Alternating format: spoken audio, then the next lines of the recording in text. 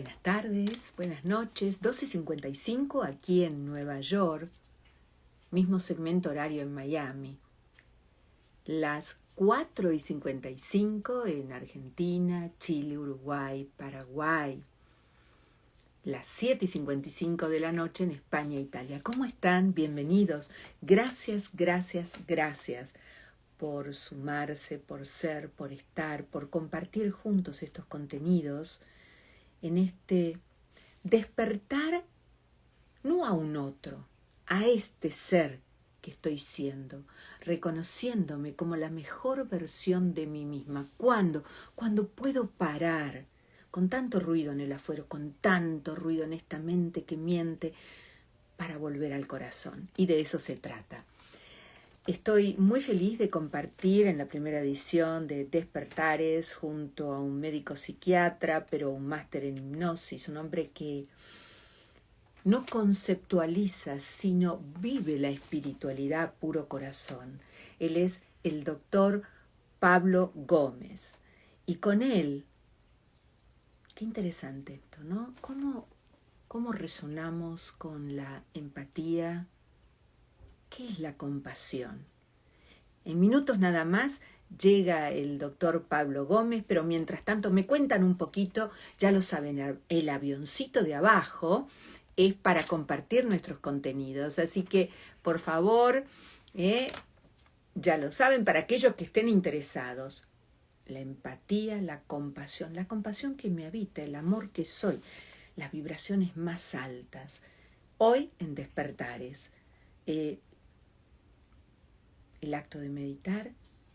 ¿Cómo meditamos? Porque ya es como antiguo esto de ir a la forma física de la meditación. La meditación es una práctica constante de llevar la atención, de llevar la mente al momento presente. Y de eso se trata, de habilitarnos a vivir en cada presente momento. No sé qué le está pasando a mi celular, pero les cuento, se le va la luz. No sé si ustedes me ven bien, pero se va, vuelve, se va, vuelve. Hola, desde Buenos Aires, Argentina. Gracias, Andrea. Gracias, gracias, gracias. A ver, ¿dónde están? Los quiero leer. Hola, buenas tardes, María. Están como remolones hoy, ¿no? Bueno, sigamos sumando esta vibración de este amor que nos une, porque la tarea bien entendida empieza en casa. Y cuando digo en casa, es al centro y adentro de cada uno de nosotros. Si me ven que estoy con el dedito así es porque se le va la luz al teléfono desde Colombia.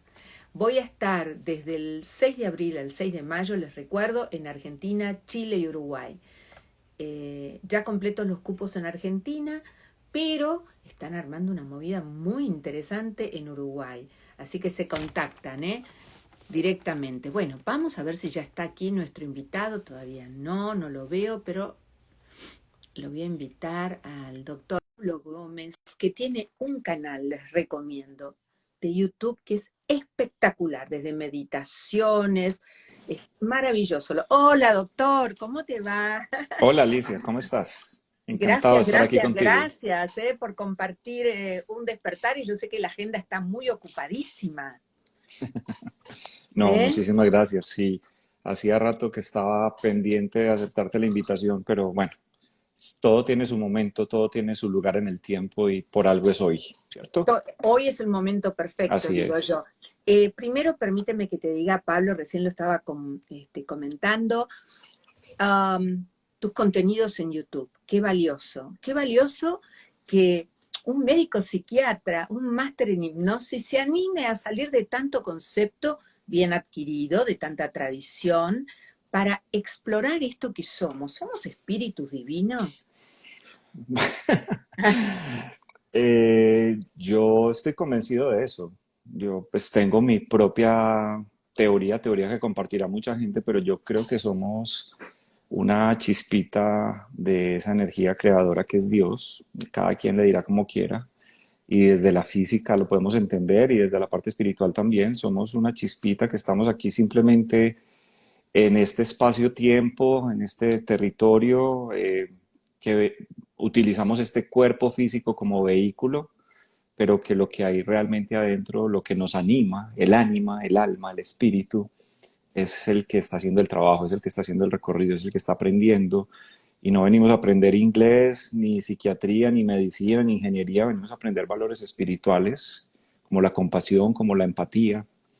Entonces sí, yo estoy completamente de acuerdo con eso que acabas de decir, somos chispitas divinas. Venimos a hacer la gran maestría en esto del ser, pero parece que estuvimos un poco dormidos, distraídos, y nos creímos la historia del tener, del parecer. Cuando volvemos a esto de los seres a los que estamos despertando, nos estamos dando cuenta que somos mucho más que un cuerpo físico, que un cuerpo emocional. En tu caso personal, Pablo, ¿tu propio despertar a esta sensibilidad espiritual nació a partir de algún hecho en particular o simplemente comenzaste a explorar los caminos del espíritu, a reconocerlos en vos? ¿Cómo fue? No, yo creo que la vida ha sido muy benevolente conmigo, me ha ido poniendo en el camino y me ha mostrado cosas. Ahorita anotabas que pues, de alguna manera me había arriesgado siendo psiquiatra a salirme de lo convencional y a exponer estos temas. Y realmente llevo poco tiempo haciéndolo público, pero en mi práctica privada, con mis pacientes en privado, vengo trabajando esta conexión espiritual desde hace mucho tiempo, sin que necesariamente otros colegas supieran que estaba en este trabajo. Ujú. Y hace 3 años que me lanzo pues como al mundo de las redes y el Instagram y el YouTube y todas estas cosas, pues no pensé jamás que fuera a tener pues la dimensión que tiene hoy en día el canal, por ejemplo. Y estoy citando todo esto para decir que acabo de llegar de la ciudad de Cartagena del Congreso Mundial de Psiquiatría, Congreso Ujú. Mundial y Colombiano de Psiquiatría. Y tenía cierto temor de enfrentarme a mis colegas, porque hacía, pues desde la pandemia no salíamos a congresos, y tenía algo de temor como al juicio, lo que acabas de decir, al ser juzgado, al ser criticado, y pues llegué absolutamente feliz de Cartagena porque colegas de diferentes países y ciudades de acá de Colombia se acercaban y me felicitaban, que qué rico que estaba haciendo esto. Y eso obviamente pues fue muy gratificante para mí, pero además, y lo tengo que decir aquí para todos, ver cómo en el Congreso yo entraba a charlas que me interesaban, títulos como por ejemplo la espiritualidad y el perdón como psicoterapia, por ejemplo, en un Congreso Wow, Mundial de Psiquiatría, wow. ¿sí? La importancia del mindfulness en el manejo del estrés, ¿me entiendes? O la hipnosis, las aplicaciones de la hipnosis, o sea, temas que yo venía con cierto temor y sigilo trabajando porque digamos que no era lo que nos enseñaban en la Facultad de Medicina, pero que Claro, yo por veía eso que te digo, servía, exacto, salir de lo aprendido a seguir a mi corazón. Fue todo claro, un riesgo, claro, pero así le has es, despertado la conciencia a muchísimos profesionales que no por imitar, pero hoy por hoy se están animando a esto de, mira, yo lo practico en mí y lo quiero compartir. Y de eso se trata, sí. ¿cierto? Y hay una ¡Wow! cosa muy interesante y es que nosotros somos formados en que si no hay evidencia científica no sirve. Y eso no es real, eso no es cierto. O sea, el hecho de que no haya investigaciones en ciertas áreas es porque simplemente no las hay. No quiere decir que algo no funcione. Y si a mí me funciona, pues qué tal que te funcione a ti, que yo te lo pueda enseñar. Pero lo que me hace sentir más motivado todavía es que ya hay colegas que se inclinan por esto y que hay miles de investigaciones científicas. O sea, es que no estamos hablando de siéntese a meditar porque sí, es porque hay una cantidad de investigaciones bien hechas que demuestran las ventajas. O sea, a mí en la vida se me ocurrió pensar que yo iba a ir a un congreso de psiquiatría donde me iban a hablar de gratitud, de compasión, de empatía, ¡Yeah! con bases científicas. O sea, qué Me áreas hace del muy cerebro se feliz. activan, qué circuitos se activan, cómo se regula la amígdala, cómo el cíngulo tiene que ver, cómo la corteza prefrontal, porque me mejora el sistema inmunológico. Entonces, hoy me siento pues hace una semana que llegué al Congreso me siento absolutamente empoderado y tranquilo de seguir transmitiendo y haciendo contenido y que más personas se empapen de esto. Entonces te cuento la pregunta pues, que me hiciste, ¿en qué momento? yo antes de ser psiquiatra ya sabía hacer hipnosis. Por alguna razón, desde muy joven me interesó todo este tema que en su momento, en mi época, se llamaba Nueva Era. ¿Sí? Claro, el New Entonces, Age. ángeles y toda esta carreta, y a mí me encantaban los cuarzos, los imanes, las pirámides, y me metí a todos estos cursos. Yo me acuerdo que a los 16 años estaba en un hotel en Medellín haciendo el curso de poder mental del doctor Silva, de José Silva, No, y yo no sabía wow. ni qué estaba haciendo ahí, pero me encantaba todo eso, programar la mente, visualizar, y pues la vida te va poniendo y me llegaban libros y talleres y seminarios. Entonces yo ya me metí en este mundo mucho antes de ser médico. Cuando empecé a estudiar medicina, tuve una desconexión completa con este mundo esotérico, espiritual, por llamarlo de alguna manera, y me metí en la ciencia. O sea, me empecé a formar en anatomía, en fisiología, en químicos, en neurotransmisores, en medicamentos, y me desconecté. Pero cuando ya empecé a hacer mi práctica rural, otra vez se despertó como esa chispita por allá adentro, volví a retomar lo de la hipnosis, me fui metiendo por ahí y después apareció la programación neurolingüística y después todo esto de la física cuántica y después vi la conexión con lo espiritual y me di cuenta que todo esto que los orientales hace miles y miles de años nos vienen diciendo, las ventajas de meditar, para qué sirve meditar, hoy la ciencia lo corrobora. Entonces yo creo que pues para mí es un regalo. Hay un concepto japonés, creo que lo has escuchado, que es el ikigai, Ah, claro, el ¿cierto? concepto del Ikigai, el propósito, la misión. Exactamente. Entonces la gente Ujú. me pregunta, doctor, ¿y cómo hago para encontrar eso? Y yo les digo, yo solamente se lo puedo explicar. Yo le puedo decir cuál es el ikigai. Y yo vivo feliz y realizado porque la vida me dio el ikigai. ¿Cómo llegué a él? No sé, pero yo creo que cumplo con los 4 pasos del ikigai. A ver, no sé cómo llegué o tal vez mi alma me llevó y no le encuentro la explicación. Aquí estuvo en Despertar Francés Miray, el autor del Ikigai, Ajá. en dos oportunidades y hablamos mucho de este tema que para mí es sumamente revelador. Cómo encontrándole el sentido a mi vida, me encuentro desarrollándome en áreas que no tenía previsto desde, por supuesto, la programación del 95% del subconsciente. Es que mira, es una cosa loca. Yo iba a ser veterinario, imagínate. No, Y era difícil, era igual de difícil ser veterinario que ser médico, ser odontólogo acá en Colombia en ese momento. La demanda, pues por esos cupos en la universidad eran altas y pasé a veterinaria y por cuestiones de la vida, enredos de papeles y no sé qué, perdí el cupo.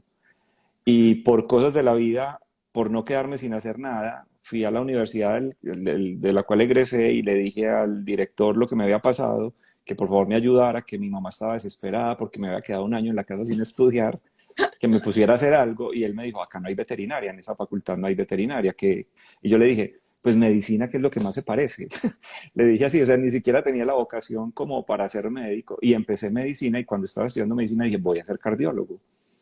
Y en el último año nos toca hacer unas prácticas obligatorias y una de ellas era psiquiatría y a nadie le gusta la psiquiatría, nadie quería hacer psiquiatría, todo el mundo quería hacer otras cosas, pero yo me di cuenta que no tenía que hacer noches, que no tenía que hacer fines de semana y yo dije, yo hago psiquiatría y ahí, honestidad brutal del doctor sí, Pablo sí, Gómez, me sí, y hice encanta. psiquiatría y lo que acabas de decir, caigo en cuenta en este momento. Yo siempre he dicho, es que para mí la psiquiatría es muy fácil.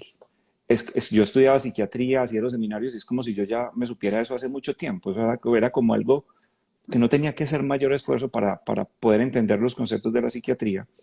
Y me hace acordar eso, alguna vez estuve con una persona que trabaja la hipnosis regresiva y no sé qué, y en algún momento me dijo, es que usted ha sido médico, chamán, brujo, hechicero, en La toda luz su del vida. O sea, alma, eso es ¿viste? lo que usted viene, eso es lo que viene programado en usted y hoy lo está viviendo en este cuerpo. Entonces sí, yo creo en el concepto de la reencarnación como una forma de venir a validar, de seguir aprendiendo y de ir sanando y servir de maestro y servir a la vez como aprendiz. Ese es el rol al que venimos. Eso es lo que Solo que yo... lo complicamos desde acá, Pablo, fíjate, Sí. cuando lo vemos como tú dices, la vida ha sido tan mágica conmigo, será porque entonces me dejé resonar y llevar, ¿no? Por donde fui, pero a veces la mente quiere controlar, ¿no? Esto de repetitiva, aburrida, reiterativa, pero bueno, y entonces hay que hacerlo difícil, hay que hacerlo difícil. Y cuando se te da fácil, decís, pero no puede ser que haya sido tan simple el camino, ¿no? Y hoy te compartís, te diría, como un ser absolutamente motivacional, que nos va llevando. El otro día estaba escuchando también tus meditaciones y es el pulso de tu voz, es el color de tus sentimientos que emana en cada uno de esos podcasts. Por eso te digo, me motivó muchísimo este encuentro y como siempre me preparo, los quiero conocer antes del encuentro, pero para mí este es un reencuentro, porque las almas que llaman a encontrarse en el momento perfecto aparecen. Vamos al Ok. tema de hoy que propusiste y me encanta y resueno muchísimo. ¿Qué es la empatía y cómo puedo ser empático con los demás? ¿Desde qué lugar cuando desconozco esto del quererme, aceptarme, valorarme? Porque Ok. creo que tiene mucho que ver, ¿cierto? Sí, el concepto de la empatía es bien interesante y bien importante. Lo primero es que la empatía es esa capacidad que además todos tenemos. Como digo yo por ahí en algún video, venimos de fábrica con esa capacidad de ser empáticos. Unas personas más, otras personas menos. Pues va a depender del entorno en que te crías, de tu genética, de muchos factores, pero todos tenemos esa capacidad de conectar. Anatómicamente venimos ya listos para eso. Por eso vuelvo y te digo, todos estos conceptos son muy bonitos porque para mí me encanta la correlación anatómica. Entonces hay unas neuronas que se llaman neuronas espejo que me permiten resonar con la otra persona. Hay un sistema de neuronas que hacen o generan el concepto de resonancia límbica, donde yo simplemente estando presente, viendo a la otra persona, viéndola cómo respira, cómo mira, yo soy capaz de sentir lo que la otra persona puede estar sintiendo en ese momento. O sea, ya venimos con esa capacidad lista. Entonces la empatía, infortunadamente todo el tiempo la hemos entendido como ponernos en el zapato del otro y nos hemos quedado ahí. Es que ser empático es que pongas en el lugar del otro para que lo entienda. Eso es lo que nos han dicho siempre. Y resulta que hoy la empatía pues, es un tema que también ha sido sujeto a muchas investigaciones y la psicología, específicamente una rama de la psicología que es la psicología cognitiva, nos hablan de los diferentes tipos de empatía. Y es muy importante porque digamos que es como una secuencia.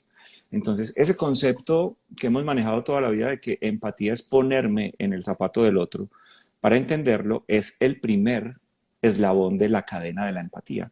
Y esa empatía la llamamos en psicología la empatía cognitiva. Ujú. Cognitivo es la palabra que hace referencia a todo lo que son procesos de pensamiento. O sea, la empatía cognitiva realmente es lo que se ajusta a ese refrán, ponerse en el zapato del otro. O sea, ser capaz de entender por qué el otro actúa de tal manera, o porque el otro está sintiendo de tal manera, o porque el otro piensa de esa manera. Esa es la primera parte, la empatía cognitiva. Pero pues yo me puedo poner tus zapatos y me pueden tallar y me los puedo quitar. Y ya, sí, ya, le tallan, son estrechos o son incómodos. Pero hay una empatía que a mi juicio es realmente la verdadera empatía, la empatía que genera la magia. Y es la empatía que llamamos empatía emocional. Esa empatía emocional es que voy un pasito más allá. No solamente soy capaz de entender el dolor del otro, sino que conecto con esa emoción. O sea, soy capaz de sentirla, no solamente entenderla. Ah, es que él es así por esto y por esto. No, no, no. ¿Qué está sintiendo él? Conectar con ese sentimiento. Esa es la verdadera empatía cognitiva. Y pues siguiendo con la metáfora de los zapatos, es no me voy a poner tus zapatos a ver cómo me quedan, me los voy a poner y me voy a quedar con ellos todo el día sintiendo lo que tú sientes realmente. Esa es la segunda empatía. Y es fundamental esa segunda empatía para lo que realmente, pues creo que es lo vital acá, y es que aparece una tercera empatía, que es la empatía que llamamos empatía solidaria. O sea, en esa empatía solidaria, yo ya sé qué está sintiendo el otro, ya lo entiendo, pero estoy sufriendo igual que el otro, estoy sintiendo ese dolor. O sea, soy capaz de verdad ponerme en esa situación de sufrimiento, de dolor. Y ahí, en esa empatía solidaria, que es la tercera empatía, se despierta dentro de mí un deseo por aliviar el dolor del otro. Un deseo por aliviar el dolor del otro. ¿Listo? ¿Y por qué es eso importante? Porque pues si me quedo ahí en el deseo por aliviar tampoco hago mayor cosa. Ay, qué rico podría ser ayudarle, pero no le estoy ayudando. Si yo doy ese paso motivado por esa secuela por esa cadena de de tres empatías. empatía cognitiva, emocional y solidaria, ya no solamente me quedo en el deseo de ayudar, sino que ya tomo acción, ya pongo a disposición del otro los recursos que yo tengo a la mano para aliviar el sufrimiento del otro. Y eso es lo que llamamos compasión. La compasión no es sentir lástima. La compasión es ser empático, entender, sentir, tener el deseo de ayudar, pero ayudar, actuar, tener la acción para aliviar el dolor del otro. Entonces, esa es la importancia de la empatía.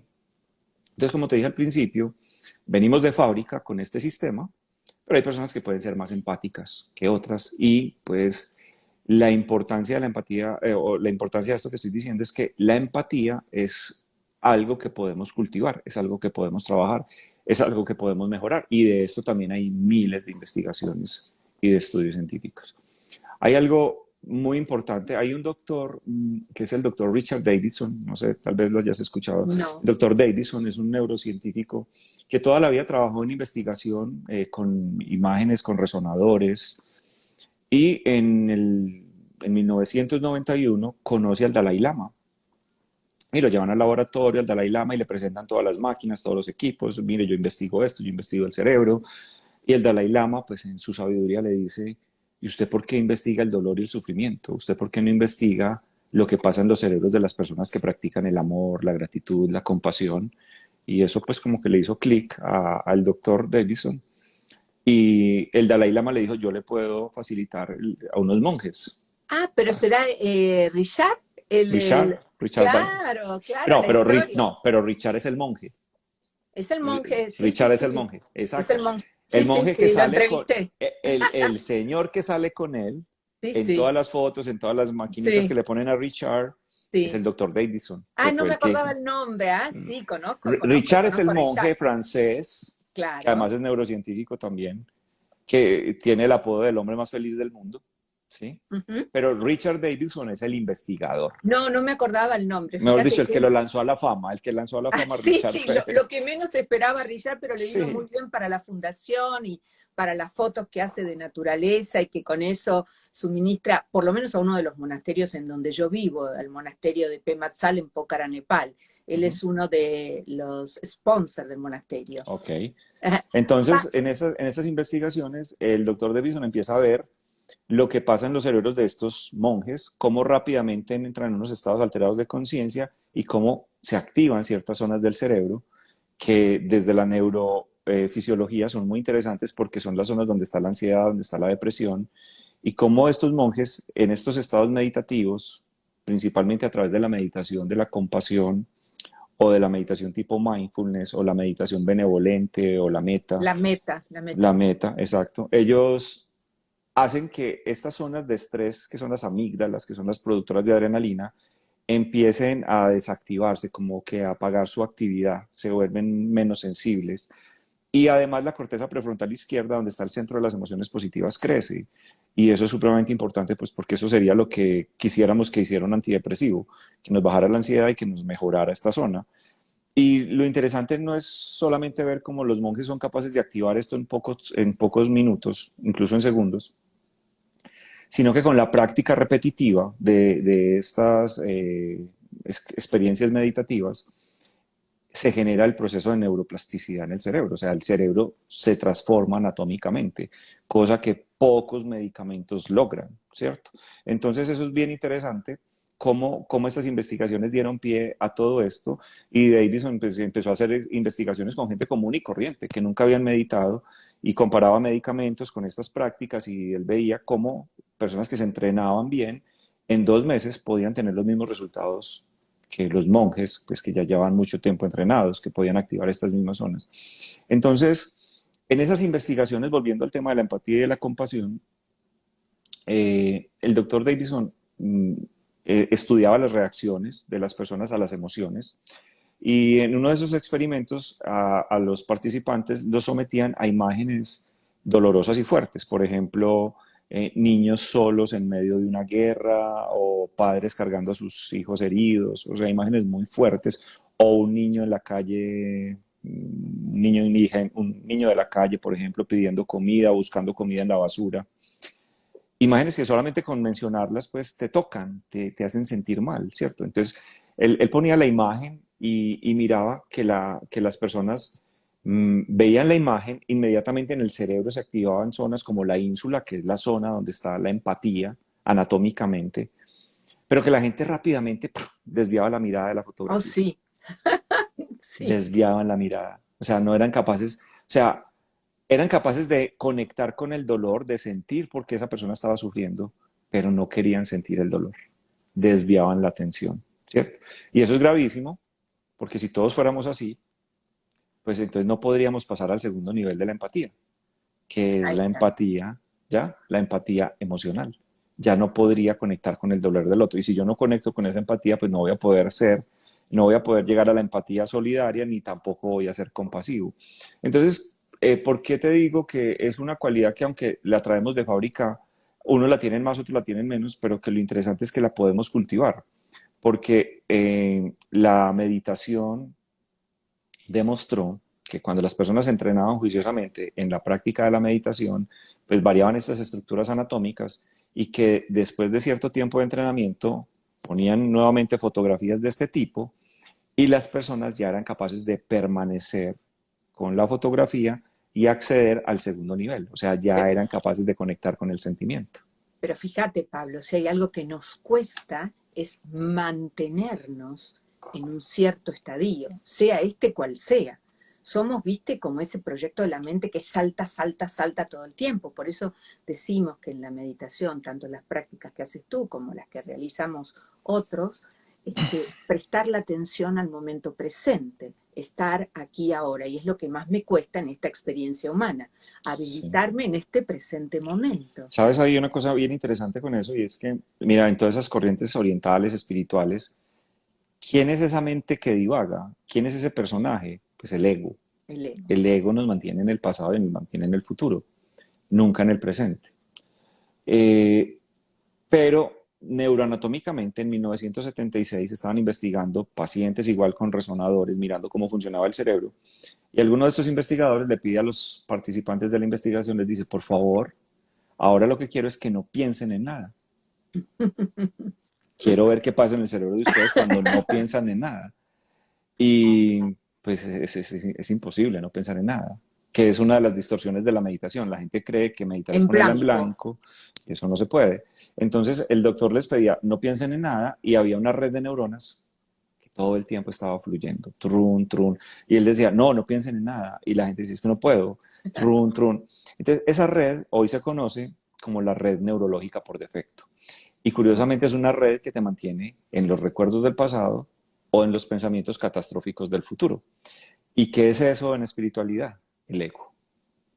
¿Ves qué bonito es? Sí, esos Cuando, personajes, ¿no? Del cuando yo soy ego. capaz de centrar mi atención, o sea, cuando yo, por ejemplo, pongo toda mi atención en algo o en una meditación, por ejemplo, esa red que es la que predomina, que es la que está todo el tiempo fluyendo de manera inconsciente, por eso sufrimos, porque nos enganchamos en esos pensamientos que corren sin darnos cuenta. Cuando soy capaz de activar esa atención, esa red neurológica por defecto, ese ego, se asienta, se calma y ¡pum! Permite la entrada de otra red. Es como si apagara un switch y prendiera el otro. Tal Y cual. ese switch es el sistema, es una red neurológica que se llama la red ejecutiva central. La red que me permite enfocarme en una tarea, prestar atención al momento presente, a lo que estoy haciendo. ¿Y qué es eso en espiritualidad? La conciencia. La De conciencia. la cual Entonces todos mira que, somos parte. Fíjate, ay, no, me qué tan encanta bonito como lo eso. explicas, ¿no? Nos está dando una masterclass. Aprovechen ya esta masterclass del doctor Pablo Gómez. Pablo, recién decía, somos máquinas perfectas, venimos con todo esto, pero en algún momento nos desactivamos. Si venimos con naturalmente empatía, pero yo me desconecté, me olvidé. ¿Me puedo activar de alguna manera en esto de vibrar en sincronía, en sintonía con el otro? Mm, En esta parte espiritual, mira, nos envían a la tierra como espíritus, encarnamos un cuerpo, caemos en una ciudad, en un país, en una cultura, en una política, en una familia. Eh, me imagino, has hablado alguna vez del eneagrama, no sé Sí, si de pronto claro. está. Bueno, fíjate que en el eneagrama nos hablan de las tres heridas del nacimiento. Y con esa herida con la que tú naces, una vez ingresas al cuerpo, puro, casto, eres conciencia, pero el entorno hace que esa herida tú tengas que empezar a conectar con el entorno, a sobrevivir, a sentirme bien, a mostrarme ante el mundo y protegerme. Eso. Entonces, hay una metáfora, yo lo tengo en un video en el canal, un video que se llama Curso de Espiritualidad y Conciencia, hay una metáfora de Gurdjieff, Ah, ¿sí? sí, el La- gran el, ca- Gurdjieff. El el cuarto ca- camino. exactamente. Y él habla del carruaje, ¿sí? Y el carruaje es una metáfora súper linda. Él dice, el carruaje es el cuerpo que usted está habitando hoy. Hay un cochero, que es la mente, pero hay unos caballos que son los que tiran el coche. Los caballos son las emociones. Mira cómo él va poniendo las figuras. Los caballos son las emociones, el cochero es la mente, que se supone que debe controlar las emociones. El carruaje es el cuerpo físico, pero dentro del carruaje hay dos pasajeros. Ese primer pasajero es usted, conciencia, espíritu puro. Y a usted le dieron ese carruaje para que usted dirija la mente, usted es el dueño del carruaje, usted es el que está en el carro.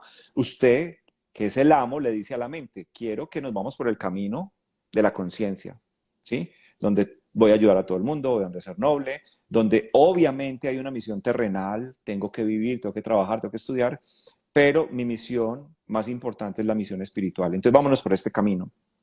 Entonces yo conciencia, le doy esa orden a la mente dirige las emociones por ese camino.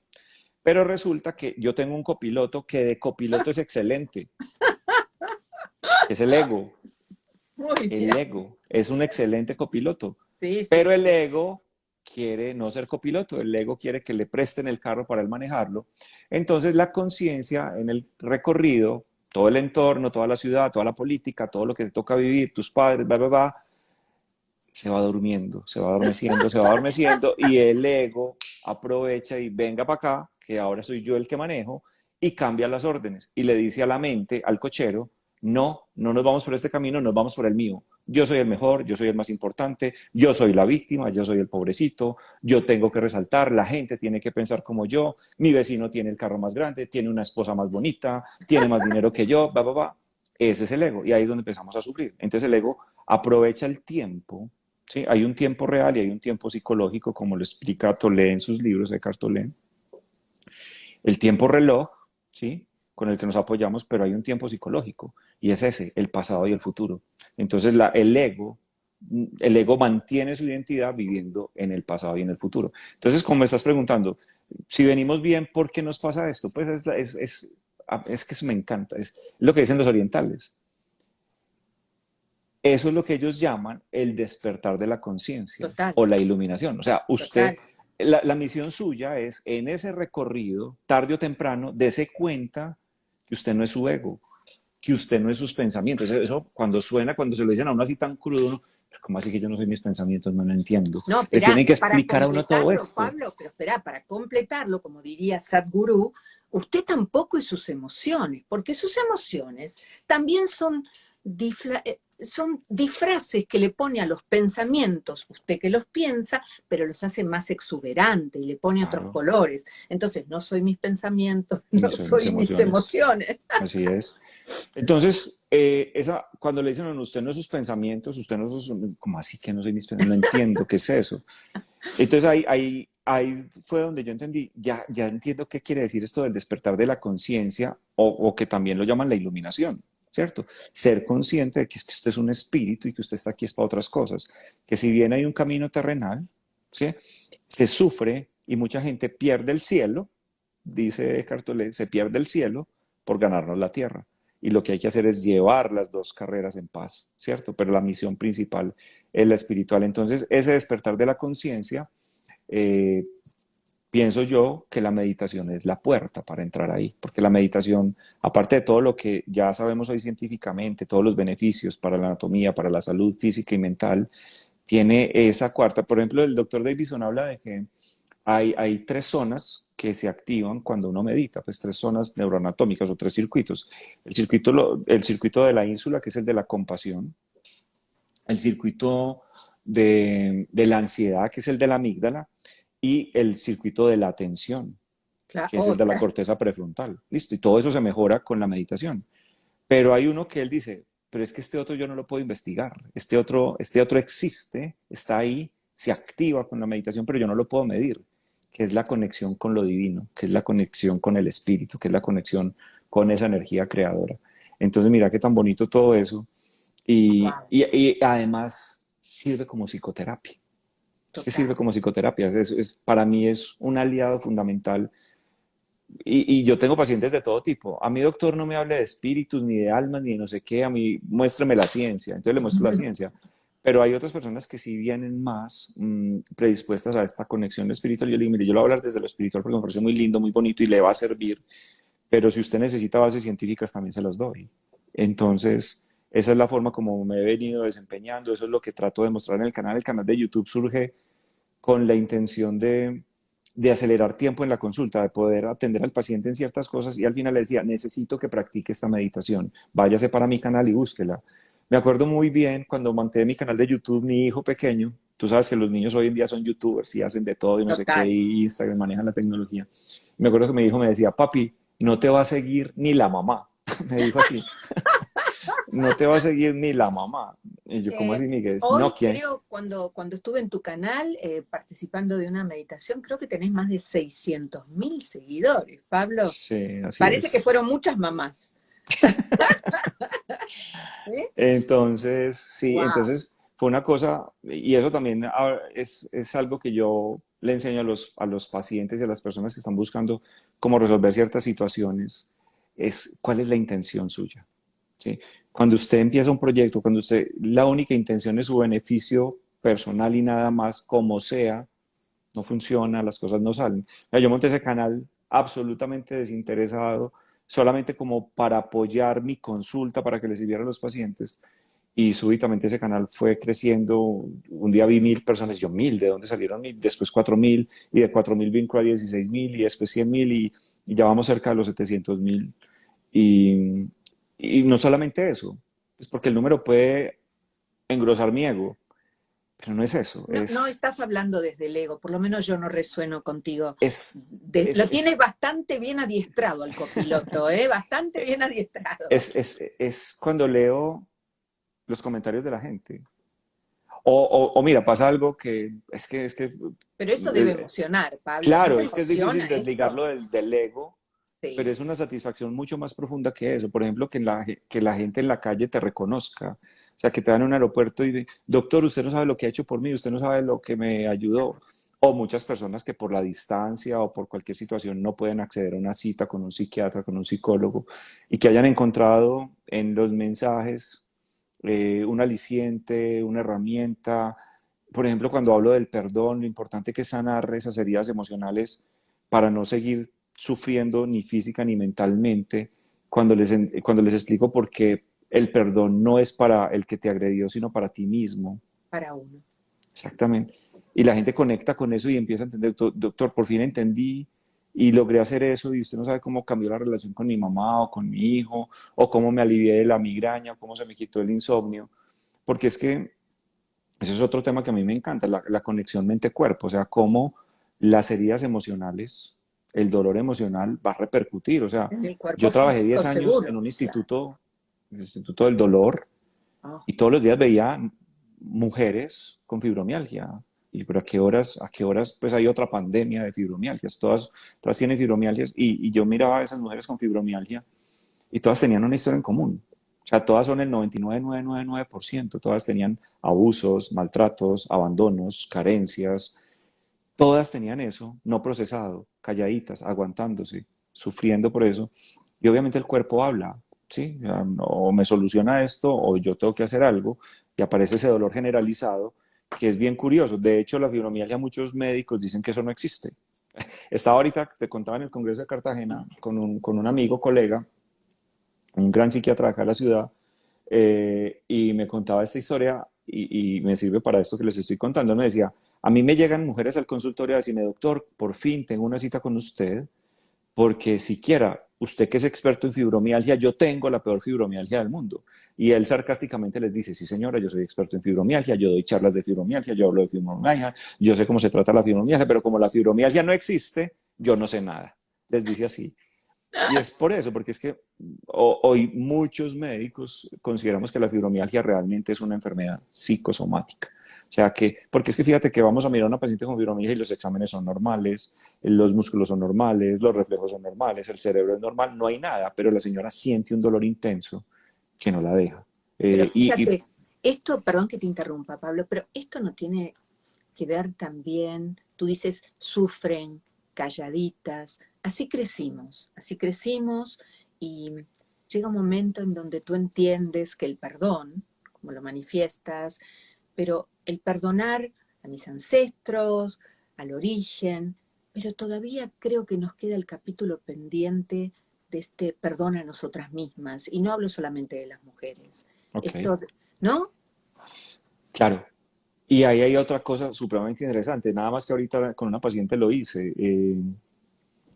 Yo, mucho antes de meterme en este camino, así como estoy ahora, yo le decía a los pacientes míos en la consulta, no le diga a nadie que yo le dije, pero para ser feliz, uno tiene que ser egoísta. Uno tiene que ser egoísta. Entonces la gente me abría los ojos. Ay, no, doctor, pero ¿cómo dice eso? Eso es pecado. Dios me va a castigar por eso. Y yo, no, no, no, Dios lo único que quiere es que usted sea feliz. Seguro que es eso lo que quiere Dios. Y mucha gente hace eso, se pone con esos conceptos, pues con todo respeto, pero a sacrificarse por los demás, a sacrificarse por los demás y así no funciona. Y llega un momento en que descubro esto de la compasión y ahí yo digo es que los budistas son unos genios. Es que la filosofía budista es una psicoterapia tremenda. Y Tremendo. los budistas dicen, sí, la compasión es súper importante, pero es que la compasión empieza por uno mismo. La compasión es autocompasión. Entonces, mira que ahorita mencionábamos la palabra meditación de la compasión, pero nos hablan de la meditación meta o del amor benevolente. Ujú. Entonces, a ver, eso es lo mismo, son distintas, son dos meditaciones diferentes. Y resulta que la meditación meta o meditación del amor benevolente, meta es la palabra en Pali, que es el En idioma, Pali. pues, ¿ya? Ujú. La palabra amor benevolente significa quiero que el otro sea feliz. Eso, ese es el significado de amor benevolente. Quiero que el otro sea feliz. Entonces la meditación del amor benevolente se centra en eso, que seas feliz, deseándole felicidad al otro. Pero en esta misma meditación se permite abordar May I, me, may me- I be happy, ¿no? pero se permite incluir el concepto de la compasión. Y Claro. En Pali no existe una palabra para autocompasión. Para ellos compasión y autocompasión es la misma Lo palabra. mismo.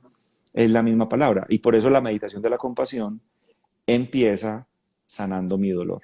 Ujú. Sí, y eso es lo que yo le digo a los pacientes. Mire, es que usted no puede tener una pareja y ser feliz con su pareja si usted no se quiere primero. No se Ujú. puede. Si usted está buscando la felicidad en el otro, está dependiendo del otro y el otro se va a La ir, la va a dejar. completitud, tal vez, Pablo, porque estamos como siempre queriendo completarnos con algo de la afuera, sea esto una pareja, un trabajo, lo que sea. Fíjate, Alicia, que nos metieron en el cuento de que hay que buscar en la vida la media naranja. Es claro, imagínate. Yo Y siempre ahí digo, yo nos, soy un limón entero, entero. exacto, somos naranjitas completas. Y si yo estoy buscando por la vida mi media naranja, pues quiere decir que no soy completo. Entonces, para ser feliz tengo que encontrar la otra mitad. Y pues si yo no estoy bien conmigo, si yo no me amo, si yo no me valoro, si yo no soy capaz de vivir bien solo, ¿cómo voy a vivir con otra persona?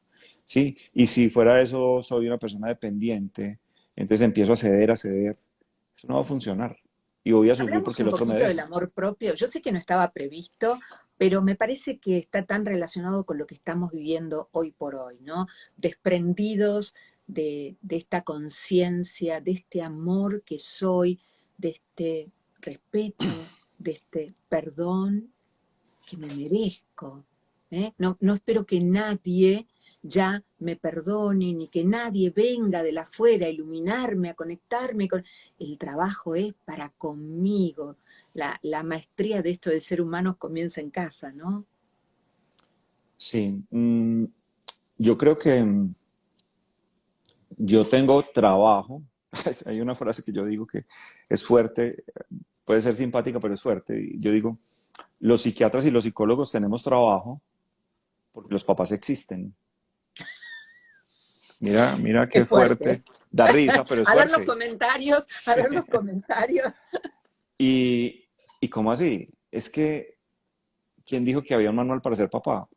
¿Sí? Tú haces lo que crees que puedes hacer y partimos de la base que el ser humano es bueno y que uno hace lo mejor que puede con lo que tiene, ¿cierto? Entonces por ahí dice que somos víctimas de víctimas, todos Ujú, venimos de esto. ujú. Y en ese transitar por la vida, pues hay gente que tiene buena suerte y da con unos padres más o menos adecuados y otros no tantos. Y ahí es donde empieza ese concepto de la autoestima, porque es que tu autoestima, eso no viene contigo, tú la vas construyendo con base en experiencias que se reflejan en lo que los otros opinan, dicen y hacen contigo, ¿ya? Entonces, tú vas generando ese concepto y si pues no das en una familia donde te fortalezcan, donde te enseñen eso, porque fíjate que también por cuestiones a veces incluso culturales o religiosas, tener buena autoestima está mal visto. Eso es vanidad, eso es egolatría, eso es Ego, egocentrismo sí. y cero. Es un sano amor propio que hay que tenerlo, que hay que inculcárselo a todo el mundo.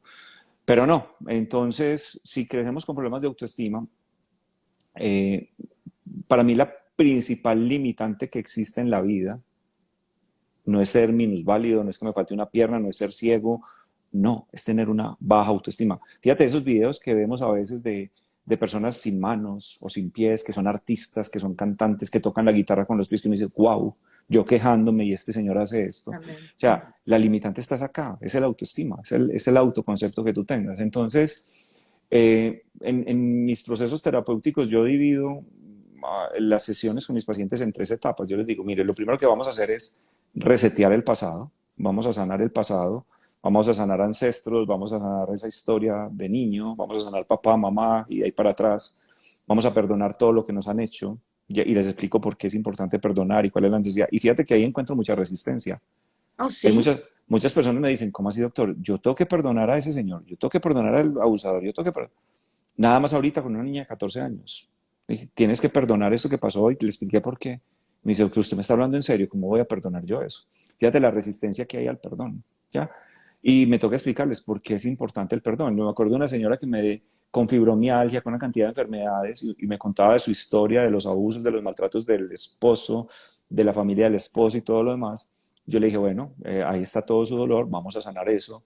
Y me dice, ¿cómo así, doctor? Yo sí necesito que hagamos un proceso para que usted perdone eso y de esa manera se puede aliviar. Y me contesta así, pues me moriré con estos dolores, pero yo no voy a perdonar a nadie. Wow. ¿Sí? Fíjate, el ego, ¿Ves? El cómo ego, sale a el estado flote. sobreviviente, Si no, ¿viste? yo no, Sí. usted no me puede quitar eso porque es que Qué yo soy la dormidos víctima. ¿Usted cómo estamos. me va a quitar el victimismo? Eso no se puede.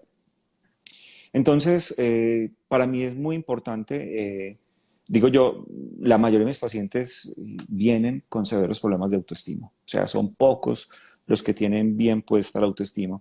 Y la autoestima yo la manejo con base en cuatro pilares. El primer pilar es el autoconcepto y es el famoso yo soy. ¿Qué sigue después del yo soy?